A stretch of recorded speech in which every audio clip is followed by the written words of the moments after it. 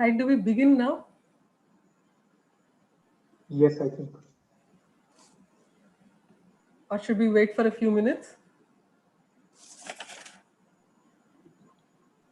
No, I think you can ask the speaker to screen share and introduce.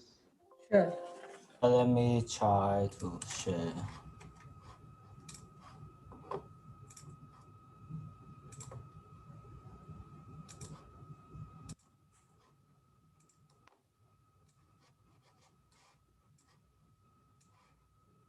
See the screen? Yes.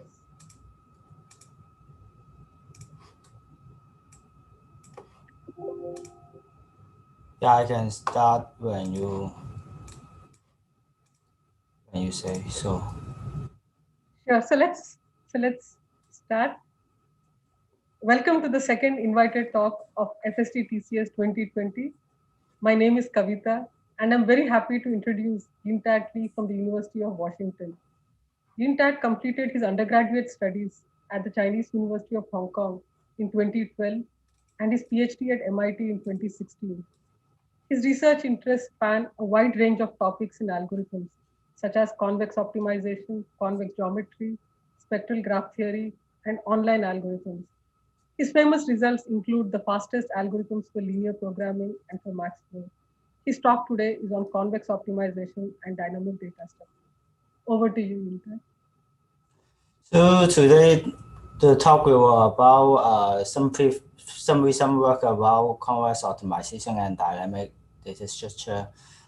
This is a genre with a lot of people, and I also want to thanks for inviting me to give this talk. So in this talk, I will first give you some results we have been making in this year. As you will see, we have made some breakthrough, and all of this breakthrough is based on one framework. So I will spend most of the time explaining this framework, and then I will give an example showing how to use this framework to give some amazing results. So I will first give 3 different results. So this result will be solving linear program as fast as a linear system. So the problem is this: we are given a linear programs with n variables. Our linear program is given by this form: minimize C transpose X subject to a linear constraint at X larger than 0. In terms of picture, you can think it's like this: you have a bunch of positive constraint with a linear constraint, and we optimize over some direction. In this example, the n is 3 and the solution is there. Linear program it include many problems in operation research and combinatorial optimization. In this talk, I will almost always just focus on linear program, but most of the result can be extended to generalized linear models. Those linear model is very popular in machine learning. So one open problem in this area is this: can we solve linear programs in n squared time? N squared is a natural lower bound because you need n squared number to represent a matrix. And unfortunately, this is very wide open. In fact, we don't even know how to find an x satisfying ax equals to b in n squared time. Currently, the best running time is n to omega, where omega is the exponent of matrix multiplication. Currently, it is roughly 2.37. So an easier open problem is this: if omega is 2, can we solve linear programs in n squared time? Oh, by the way, whenever you have questions, feel free to ask. So here is a plot on the progress on linear programs and solving linear system AX equals to B. For those who is much older than me, you probably recognize some of the results. For example, you have simplex method, ellipsoid method, and integral method. They are all a very major breakthrough in TCS at that moment of time. Here is some news on those results. Similarly, any progress on linear system is also a breakthrough in TCS. As you can see, many people work on this question. Another thing to notice is naturally, because linear programming is more difficult than linear system. Remember, linear system is just a subproblem, so there is always a gap between linear program and linear system. Until maybe 2 years ago, we realized, in fact, we can solve linear program as fast as linear system for the current value of omega. But people continue to ask, if one day we can get the optimal time for a linear system, can we improve? And currently, the best result is this. You can solve, roughly speaking, you can solve linear program in n to omega plus n to 2.05. So we haven't get there yet, but we are still making progress on this. And just to remember, many problem is a special case of linear program. For example, maximum flow by pattern matching and many problems. And in fact, for many problems, the current best running time is exactly what we can put for general linear programs. So improving this running time is a good goal for understanding algorithm in general. So I will now switch to another result.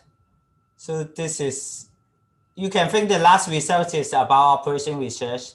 And this result is a different flavor, is about parameterized capacity. So I need to first introduce what is Treewidth. I will not give the precise definition. I will give almost equivalent definition. This definition is equivalence up to a log n term. We call a graph have roughly Treewidth tau. If for any contraction of a graph, we call the contraction G prime, you can remove tau vertex on G prime and disconnect the graph into roughly n over 2 size connected component.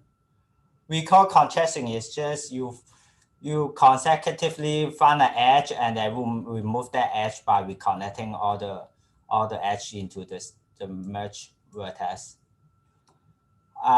So intuitively, you can think a graph has small Treewidth if you can easily cut the graph repeatedly by tau vertex. And this concept is very important in parameterized capacity because we know many NP-hard problems can be solved in n exponential to tau time. Here is some example. And also in practice, there is many graph with tau that is much smaller than n. Sometimes we have family of graph with tau is just 0.1.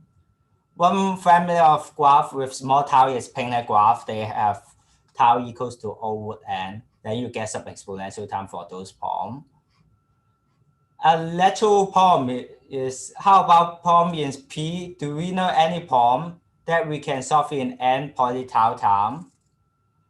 Unfortunately, there is very few problems we know such thing. One famous problem we know is for solving linear system. For this problem, we know how to do this in n tau square time if certain decomposition of the graph is given.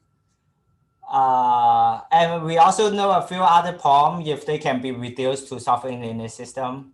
Otherwise, then it really relies on some special structure of the problem. For example, if your problem have very trivial solution when tau is small, then you can solve them faster. But otherwise, we don't know a generic technique. For NP-hard problem, we know the generic technique is dynamic programming, but for here, we don't really know any technique on getting such result. In order to state the recent results, I need to define, we call linear programs, again, of this form have Treewidth tau. If a certain graph corresponding to it have a Treewidth tau, this graph is defined by this way. We connect vertex I to vertex J. If the I row of A and J row of A have intersection in terms of non-zero number. For example, if we have a row there is some number here and a row. There is one entries with long zero, then we call I is connected to J. Otherwise, we don't connect that too. This definition is defined such that for many graph form, if you define the graph in this way, then you will recover the original graph. And so our conjecture is this: can we solve these linear programs in n poly tau time? This is a very bold conjecture because, for example, we don't even know how to solve maximum fold problem in this running time. In fact, as I said, there is only very few problems we know such complexity. In a recent work with my student, we show this conjecture is true. If certain tree decomposition is given, we can solve LP in n tau square time. And if we are not given the decomposition, we can do it in n tau fourth time. This is exactly the running time we know for solving AX equals to B. So in some sense, this is optimal. So one open problem left is, can we solve this linear program in n tau time? The reason n tau should be the lower bound is because remember n is the number of variables, and you can prove those matrix, roughly speaking, has only n tau number of non-zero. So you can think n tau is the input size. Just to give you some intuition why such result is good, beyond just for three-way reason. Here is a plot of, so there is a famous data set of linear program called LetLib. So this plot is plotting different problem in LetLib. The x-axis the x-axis is the size of the problem, the number of non-zero inside the matrix. And the y-axis is how large is n tau square. And this plot is showing most of the problem. The n tau square is roughly the input size to the 1.5 and input size to the square. So this is kind of saying you can think this running time is roughly look like subquadratic time. And this is a pretty good result. And in practice, there is very good heuristic of finding tree decomposition. So this is not a really bad assumption. So now I will switch to yet another result. This is results in combinatorial optimization. We'll focus on graph with m edges and m vertices. And we assume we focus on the maximum fold problem. We assume every edge have integer capacity with maximum capacity is W. People study this problem for many years. This table shows some progress on this problem. As you can see, there is many recent progress on this problem. We have studied this problem for almost half a century. Unfortunately, there is no linear time for this problem. You see all the running time have something larger than 1 here. If we know the capacity is small, then we have some improvement over n to 1.5. Otherwise, we don't really have any improvement. So we have a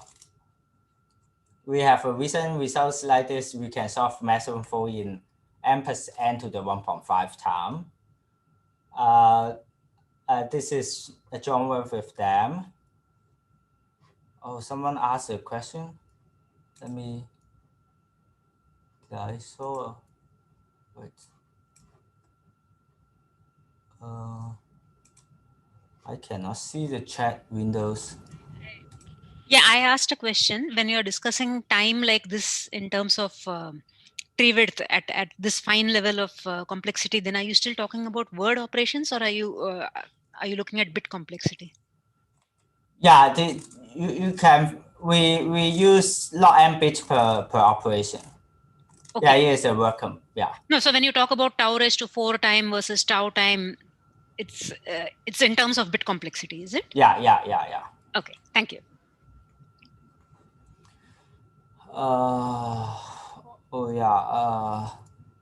And one thing to notice is this n plus n to 1.5. This is linear time for the dense-ish case. So this is the only case we know we can solve in linear time for now.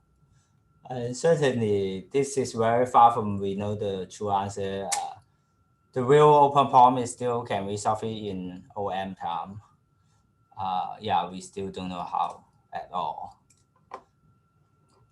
So right now, I already described you 3 results. You can think one is operation research, one is parameterized complexity, and one is combinatorial optimization. All of those results is this year-ish or maybe last year. And all of them is based on the same framework about linear programs. So in order for me to explain the framework for linear programs, I need to slightly explain what people do previously. So one key phrase people use about solving linear program is this useful coordinate system for polytopes. So in general, when you're solving a linear program, in this talk, I will always focus on linear program on this form. When you're solving linear program on this form, there's 2 coordinate systems corresponding to this precise form. One is primal and one is dual. The primal polytope is AX equals to B. The dual polytope is A transpose Y plus S equals C. You can think the primal is the feasible domain of the problem. And turns out the dual, for those who study optimization, the dual is the feasible domain of the gradient of the problem. And there is an important theorem like this. You can represent the points of the primal and dual by just positive vector. So the theorem is this. For any positive vector mu, there is a unique vector x on the primal, unique s on the dual, such that xs equals to mu. Here, xs means you multiply x and s coordinate-wise. This is a very surprising result because in general, you can think polytope is something very complicated. So you have primal and you have some another complicated object dual. And this is saying you can represent any points here uniquely by a very simple object, positive orphan. And also the representation is kind of simple in the sense, given points in primal and dual, you just multiply them, then you get the representation. But if you need to go back from the mu to P and D, is more complicated. You need to solve 2 optimization. Namely, if you're given a mu, you need to solve this problem in order to find the point x mu. Similarly, for S, you need to solve some optimization problem. For this talk, you don't need to remember those. You just need to remember this is kind of a one-one correspondence. And a good coordinate system is very important for optimization. Roughly speaking, because when we say we want to solve a linear program, remember the task is finding an extreme points inside a polytope. Then you can think the current best algorithm of solving linear programs involve moving along the inside the polytope. And when you're moving along inside the polytope, you want to avoid those constraints. You need to find a way to avoid those. And this mu coordinate system is giving you a representation such that you know how to avoid the constraint easily. The constraint here is just positive constraint.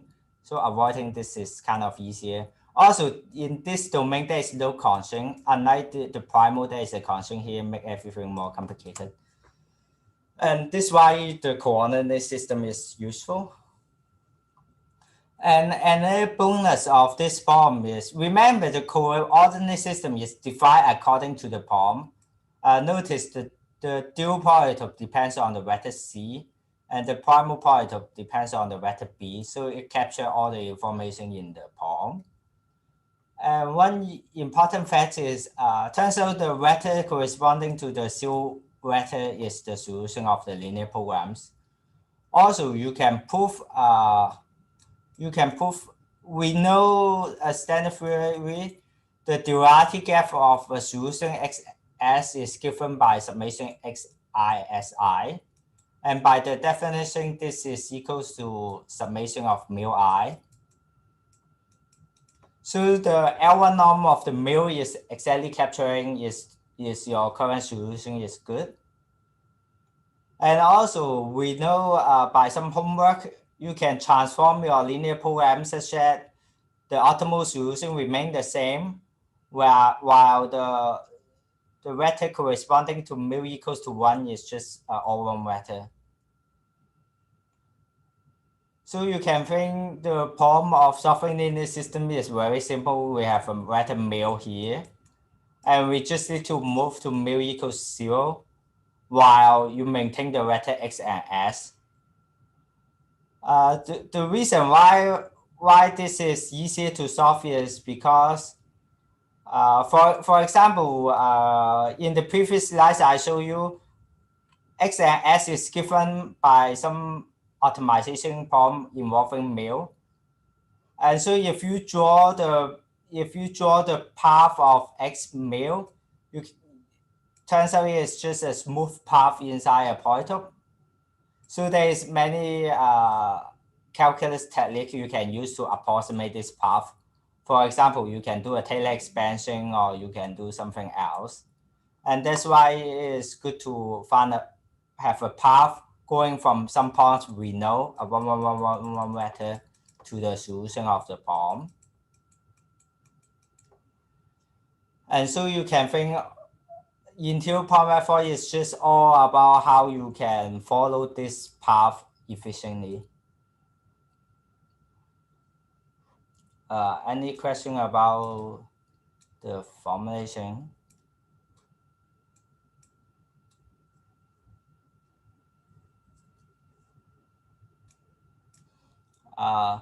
So let me describe roughly how people do it previously. I would just explain how they do the first step first, because it is easiest in terms of formula. Other step is similar by some scaling. Remember what we know about the first step. We initialize our vector by x is all one vector and s is all one vector. We do this by reformulating our LP. So this, so initially we have xs equals to 1, and they are feasible ax equals to b, a transpose y equal plus s equals to c. And what we want to do, we want to move x by delta x and s by delta s such that the product is approximately some vector closer to 0. Let's say it's 1 minus h. And also we want the new vector is feasible. Ax equals to b, h transpose y plus s equals c. So how we find such vector delta x and delta s? We can just subtract this equation with this equation. I will do the subtraction for you. So roughly speaking, when you expand x plus delta x, s plus delta s, then you have 4 terms. Remember, x and s is all one vector, so 2 of the term is just delta x and delta s. We are going to move the vector just a little bit, so you can think delta x plus times delta s is a small vector we ignore. So roughly speaking, you guess the first equality is roughly becomes this delta x plus delta s equals to minus h. And also because we want to maintain it as feasible, we want to maintain ax equals to b. So delta x needs to be in the null space of A, and delta s needs to be in the range of A transpose y. Here, this is inside the range of A transpose y. Intact, there's a query in the chat. Oh, So Rajat, Okay. Yeah, Yin, so just wanted to ask, you have to make sure that x plus delta x is also positive, right? Yeah, indeed. Good. This is in fact very important. Yeah, this is a very important question. Oh, and so so how can we find such vector? Turns out this is what you may learn in the linear algebra. So maybe you will remember in undergrad there is a theorem called fundamental theorem of linear algebra. So the theorem is this: for any vector x, for any matrix A, and for any vector x, you can decompose x into two vectors. Let's call x1 and x2, such that x1 is in the range of A transpose, and x2 is in the null space of A. It is exactly what we asked for. And they are just given by orthogonal projection. X1 is given by your orthogonal projecting X to the range of A transpose, and X2 is given by projecting X to the null space of A. Mathematically, it's just this: you have delta X equals to projection of negative H for some projection for the projection matrix of null space of A. And because that two projection matrix is orthogonal to each other, so the inner projection matrix is just I minus P. So delta S is just I minus P multiplied by negative H. So this gives a very simple formula for the first step. For other step, the formula is roughly the same. The only slightly different thing we need to deal with is after the first step, we don't have equality here. We just have them is approximately equal.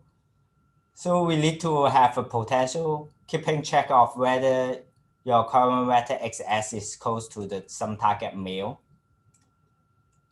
So previously, people study interior point by using this potential, just simple L2 norm, xs over mu minus 1 to the L2 norm. So the step look like this. So the step is delta x equals to, maybe a better way is x times projection of the, maybe a better way to write is I should always write the negative inside to emphasize what's happening. We want to go towards negative mu phi direction. Maybe in terms of picture is this: you have mu. Currently, let's say you are at xs, you want to go closer to mu, and we have a potential phi.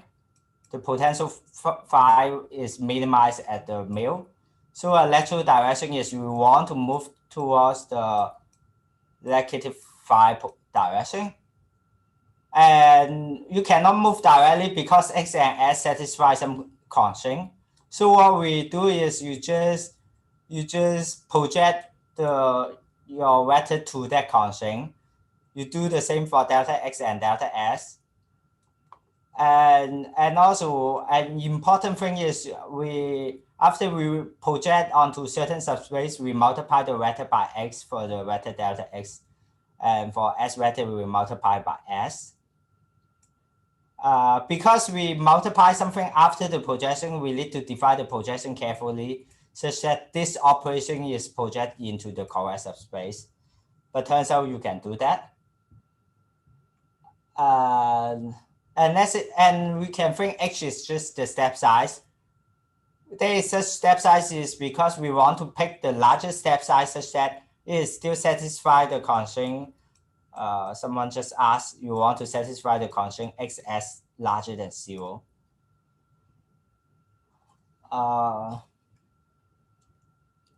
And one thing to check is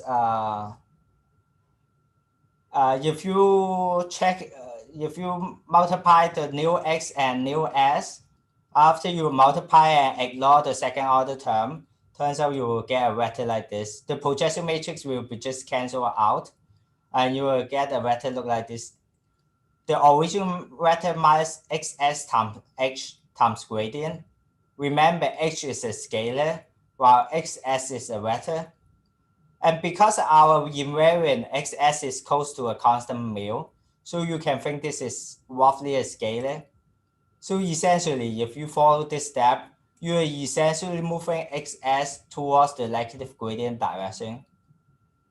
And because of this, it is easy to analyze what's happening. And the capacity of this algorithm mainly depends on two things. One is how fast you can implement those steps and how large you can take the step size. And the step size is just constrained by how large we can take while it is feasible. And because the formula involves x outside, so we know that two vector is feasible as long as h times the projection matrix times the gradient is less than 1. But what do we know about projection matrix? We know if we project a unit vector, the vector will have L2 norm less than 1, or you can just simply say the operator norm of projection is less than 1. But this is only true for L2 norm. For infinite norm, we don't know that projection can increase the infinite norm. So instead of asking for infinite norm equals to less than 1, previous work make a stronger assumption. They assume the L2 norm less than 1. And so a natural condition is we want our step h times the gradient of phi is less than 1 in L2 norm. This gives you a formula of h. Namely, h is roughly 1 over the gradient of phi in L2 norm. So now I can explain why previous, how fast is previous algo. So all the previous algo for solving linear program involve square n step-ish. And the reason is this. Let's say currently we are at a point approximately mu. And so what I just told you previously is each step we can move inside a unit ball with radius mu. So how fast we can go from such vector to 0? You can check because this is a L2. Because the L2 norm difference between this vector and 0 is mu times square n. So roughly speaking, you need square n step to move from any point to 0. This is for example why the current best result for maximum flow problem have something like, for example, the current best is n to 1.5, and this is why there is a 0.5. The 0.5 is come from this square n. So currently there is two general approach on getting faster linear programs. One is try to come up with algo with number of iterations better than square n. And the approach is accept this is the fact and just try to make each step faster. Certainly you can try to combine them, but either of them is already very complicated. So for the first approach, you may want to take a step projection of some vector where the vector have L2 norm way larger than 1. But remember, we still want each step is feasible. So what we do is we try to understand the projection of a vector in subnorm better. So one bad news is, turns out, for example, the algo I just told you, square n is tight. You cannot just simply take larger step and hope the subnorm is small. People consider examples showing those are tight. And so far, there is no general progress on improving LP in this way. Say more theoretically, you can notice each step of the algo I just told you involve projecting, and we know how to do those in polylog depth in parallel. And currently, we don't know any linear program algo with depth less than square n. But there is some good news. Turns out the subnorm of projection is not robust. You can perturb the linear program a little bit to decrease it. For general linear program, perturbing a linear program will change the problem a lot. But for some problem like maximum flow problem, we know how to perturb the linear program while maintaining a approximate solution. And doing this gives a lot of progress on maximum flow problem. For the case, the maximum capacity is more. So in this talk, I will focus the another approach. Namely, you accept the farthest you can get is just grow n, but instead we try to improve the capacity each step. So the key observation is something very simple. Many optimization algorithms, including the one I just told you, involve a loop. And inside the loop, we are doing some linear algebra, for example, projection. And projection turns out it's just involves solving some linear system. And so, and another observation is how do we solve linear system? If you go inside the linear system solver, it is again some loop, and inside each loop. Query? There's a query in the chat box. Okay. Okay. How do you get the starting point? Oh, the starting point is by changing the linear programs. Maybe I just give an example. For example, we want to satisfy AX equals to B. Our starting point is to have the starting point just given by all method. So you change the problem slightly to be all what you, it is something like you, let me see, you change the matrix A by some extra vector here. The vector is given by B minus A1. Then you can check this new matrix multiplied by all vector is exactly equals to 0. Let me see. No. Yeah, I mean this all vector is exactly feasible. Yeah, and you just keep modifying your linear program while making sure the new variable you introduce doesn't change the optimal solution a lot. Then you can make sure the initial solution is given.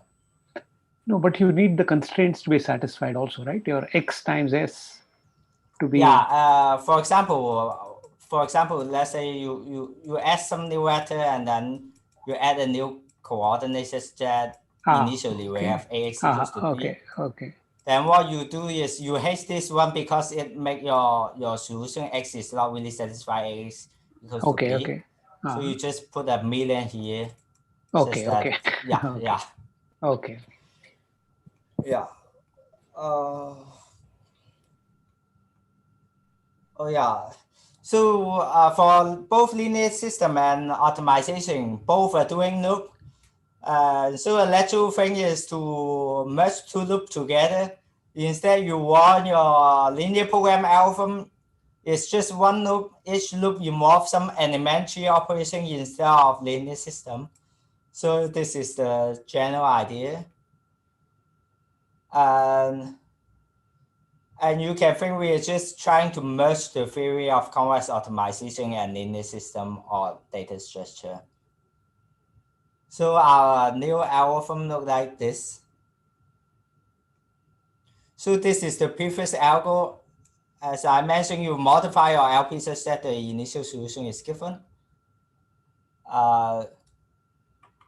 So each step we are doing some projection. For explaining our new algo, the formula is not essential, so I just write the formula as delta x s and mu. The formula involves something x related to x, s, and mu. And then we also decrease the mu a little bit every step.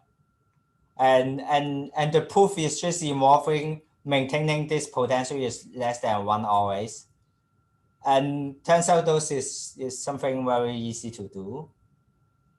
And in our new algo, we are doing something slightly different. We change the potential instead of L2 norm to, you can think it's like log n norm. we do the same check of generating the initial solution, but instead of only having one copy of XS and mil, we have two copies. The another copy is an approximate version. It does not need to satisfy the AX equals to B or anything.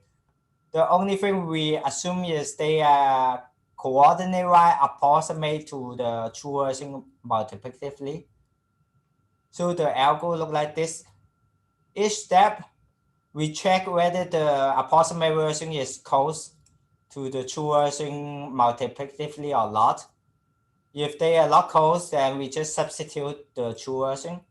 Similarly for X, S bar and mil bar. And our algo is exactly the same, except now you look at the previous algo. Whenever you see X, S, and mil inside the formula, you will split all those variables to X bar, S bar, and mil bar. And you do the same for mil. Okay, mil you don't need to do the same because that is just doing a scalar multiplication. We can do that. But why this is better? There is few things that is better.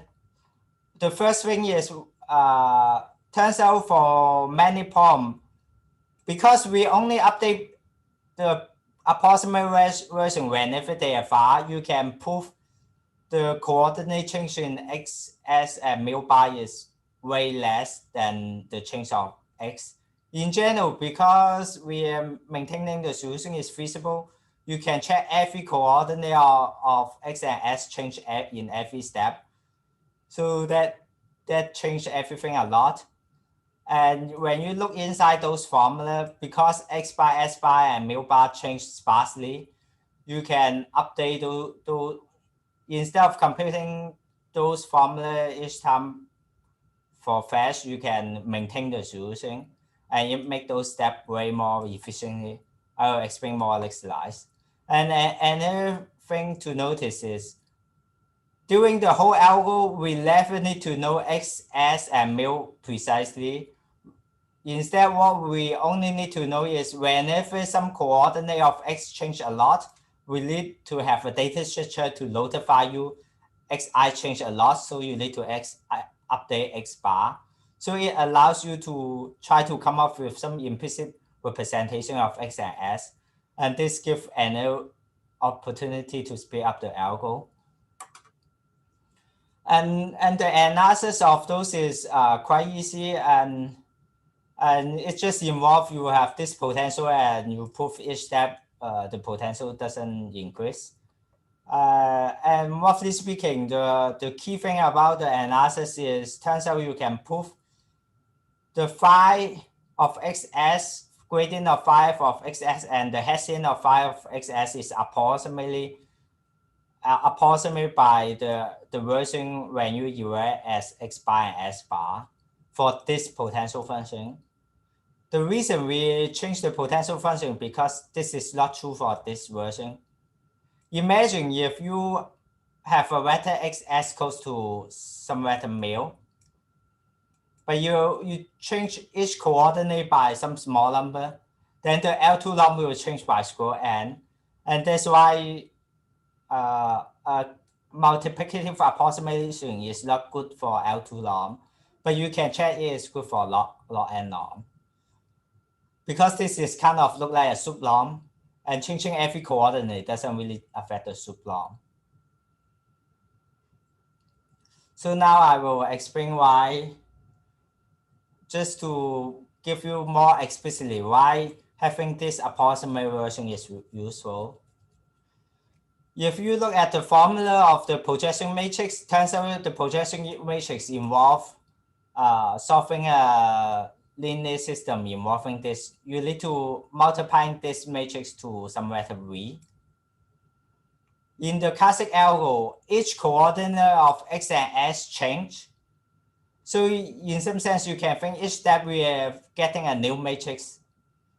Let's say if we don't use fast matrix multiplication, then solving this problem, the fastest we can do is n cube time.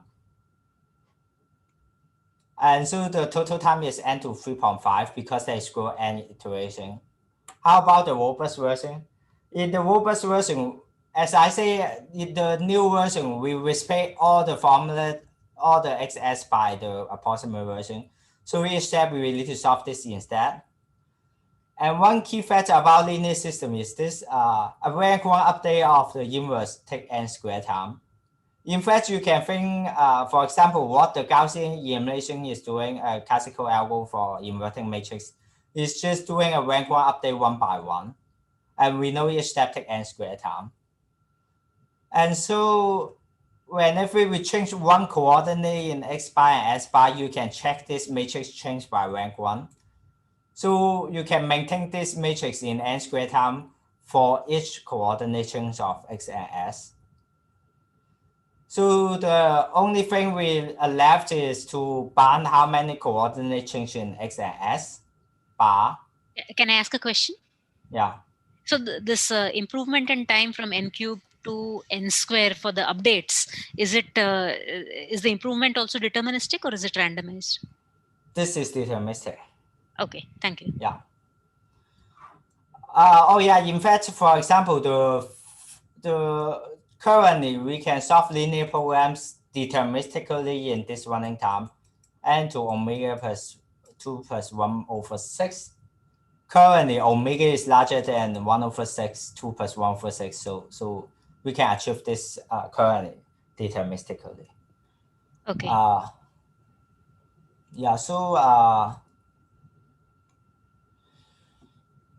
yeah, so I given I only have 5 minutes left, I will end with bounding how many coordinate change. So remember what our algorithm is doing. Remember in the very beginning, we are saying the interior point method involves projecting a vector to our subspace, and the vector have L2 lom less than 1. So the projection vector have L2 lom less than 1. So in both the new and old algo, we have this.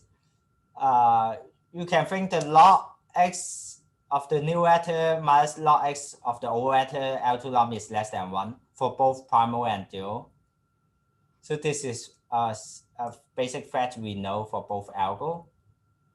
But one new thing about our new algo is we never update our x bar whenever the x change.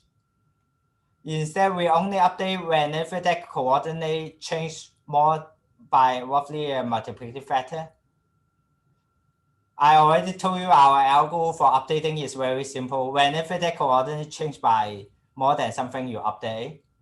So Chris, after square n update, how many coordinate change? Once we have this estimate, then we know, for example, in the last slide was one time. Anyone can see how to bound this?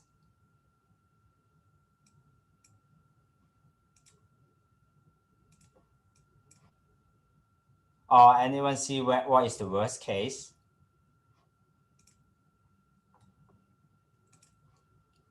So the worst case is something like this. Let's say initially x is all one vector, and then each step we change the vector by L2 lom 1 in the log scale. So you can think the adversary can make two choices. One is you just change that coordinate by something.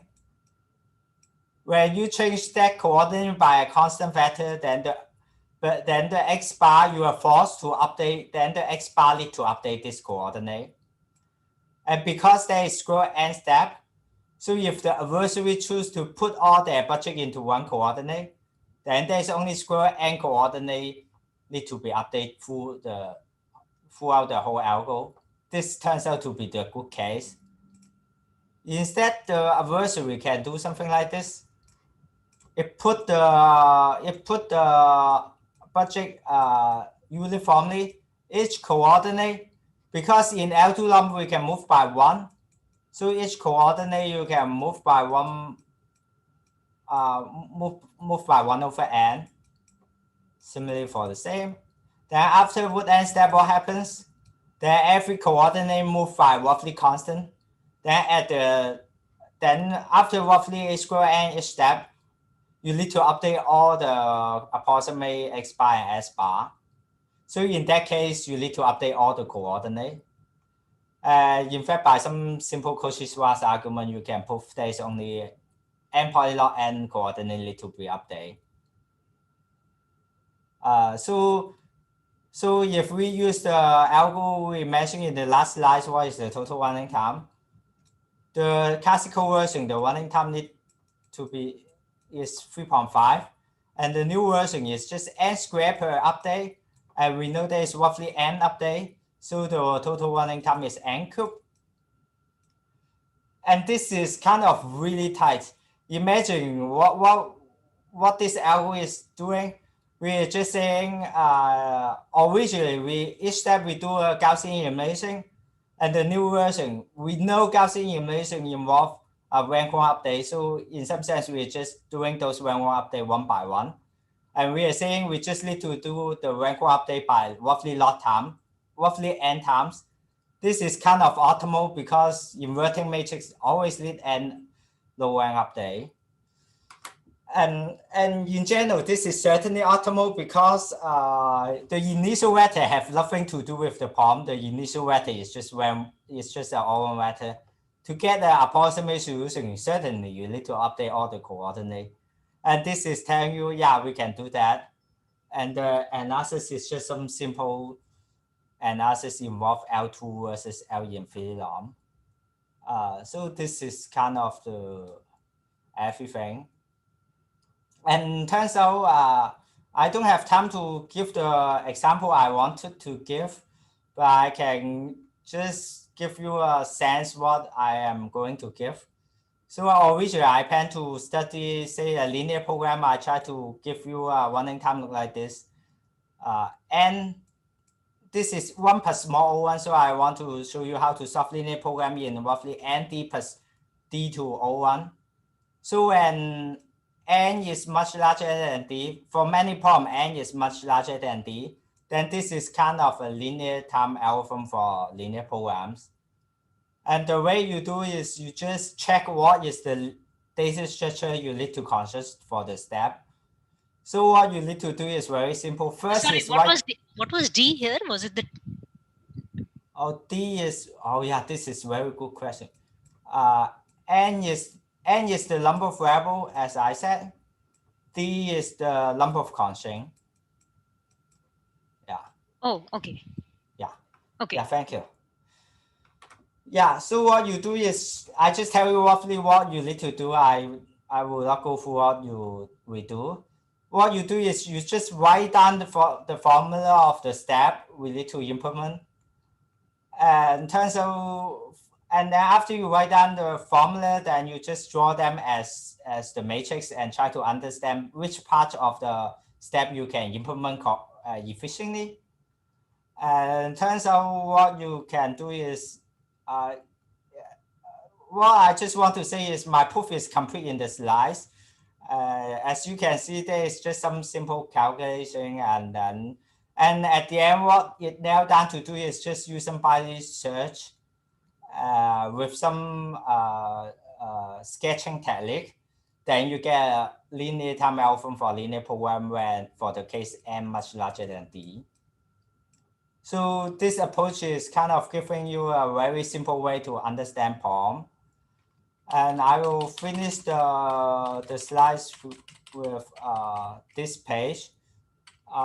In general, for different linear program, then turns out our framework will give different data structure problem. For example, for the maximum flow problem, turns out if you understand those data structure problem a lot, then you will realize you need to come up with a data structure involving splitting your graph into a well-connected component. And for the low Treewidth problem, turns out it is related to some wavelet decomposition. And so in some sense, this framework is giving you a new way to understand your problem and give you some new data structure problem. And usually, and sometimes the data structure problem is very easy, just like this problem I told you. And usually it will give you some surprisingly good running time. Yeah, thank you. That's it. Any question? Thank you very much for your very Yeah. nice talk. So people could either raise their hands using the reaction. Oh, how I can see who is raising hand? Or you could just ask your question online.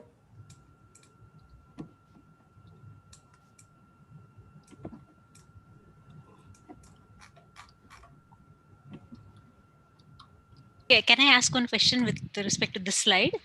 Yeah. So depending on the problem, the rank one update or whatever update you want to do is stated as an appropriate dynamic problem. So many of the dynamic problems come in these flavors of insert only, delete only. But here it seems like you will always need full edits, right? Yeah. That create a lot of issue. For example, for the maximum flow problem, the dynamic expanded decomposition is way simpler if you only have insertion. Yeah, right. Yeah. So you will have to handle a combination of both. Yeah. There's a query in the chat box. How do you select your barrier function to begin with? You can think. You can think in this talk. I always do. So one thing I didn't mention is this coordinate system is induced by the log barrier function. Mm-hmm. Yeah, and in general, there is different barrier function. Then the formulation is slightly more complicated. Okay. For example, in our maximum flow problem, we use another barrier function to get the best result. Okay. Yeah. Okay.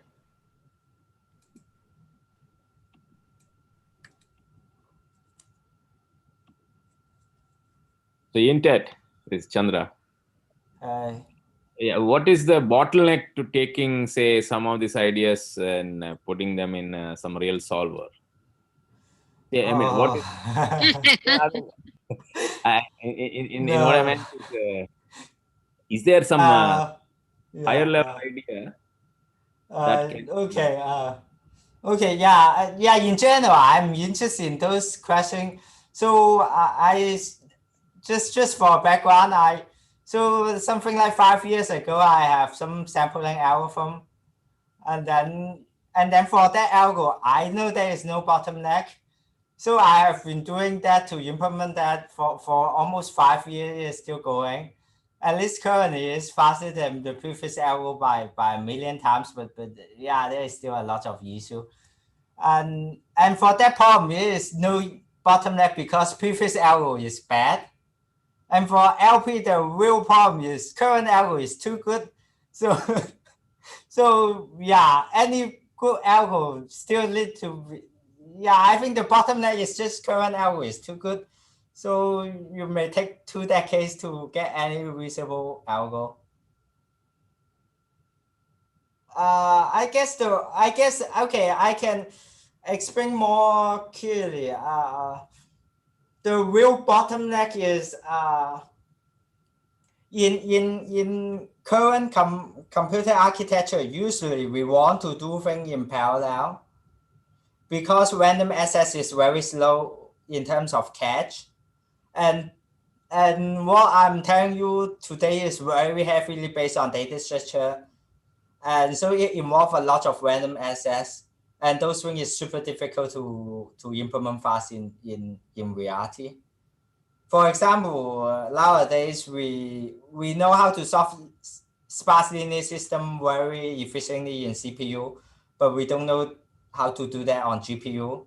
And in some sense, the future of computing will be going towards GPU. So so in some sense, this algo is not too future proof until one day people realize GPU cannot solve every problem. Okay, thank you. How stable are these algorithms? In terms of Numerical stability? I think it is okay. It is famous that in-tuple method is not very stable. It is stable if you do everything very carefully. Otherwise, it is very unstable. I think it's same for here. Okay.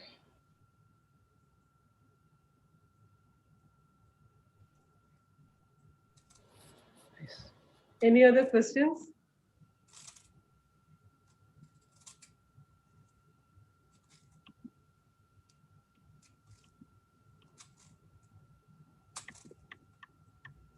So let's thank Gita for a Great. nice talk. Thank you very much.